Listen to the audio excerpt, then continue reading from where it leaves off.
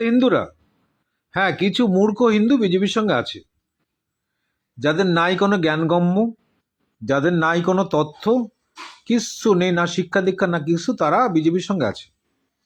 আর আমি তো ফেসবুকে অনেকবার প্রশ্ন করেছি যে বিজেপি 14 সালে ক্ষমতা আসার পরে ভারতবাসীর জন্য কি কি করেছে, কেউ তো কিছু বলতে পারে না।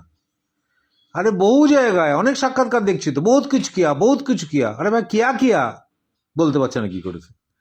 বিজেপি শুধুমাত্র সর্বনাশটা করেছে। ডিজেল পেট্রোলের দাম বাড়িয়েছে, ডলারের দাম বাড়িয়েছে, পৃথিবীর মধ্যে যত দেশ আছে সব থেকে বিশ্ব ব্যাংকের ঋণ সব থেকে বেশি ভারতবর্ষের বর্তমানে, ভারতবর্ষের রেকর্ড সংখ্যক বেকার। এইসব তথ্য তো এরা নেবে না, এইসব তথ্য এরা জানে না। অশিক্ষিত যারা বিজেপি করছে হিন্দুরা, এইসব তথ্য তো জানে না। এগুলো, আমার কথা হচ্ছে আমি যে পার্টিটাকে সমর্থন করব, সেই পার্টিটার আমার দেশের বা আমার জনতার কিছু উন্নয়ন করেছে বলেই তো আমি সমর্থন করব। সেরকম তো উন্নয়ন কিছু নেই। এবং এই 21 সালের মধ্যে এখন কিছু লোক ঢেরা পিটিয়ে যাচ্ছে, এবার বিজেপি তৃণমূল ফিনিশ, এবার তৃণমূল ফিনিশ, বিজেপি চলে আসছে। আরে ভাই 21 সালে তোমরা কি আওয়াজ তুলেছিলা? তোমাদের কি অবস্থা?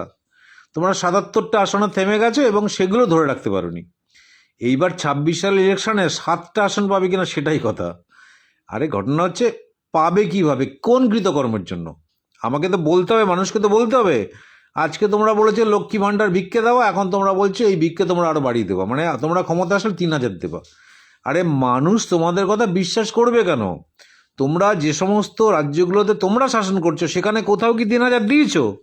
তাহলে মানুষ তো বোঝে ধোকা, একটার পর একটা ধোকা, একটার পর একটা ধোকা, সবই তো মিথ্যাচার। এভাবে পশ্চিমবঙ্গে ক্ষমতায় কোনোদিনও আসতে পারবে না।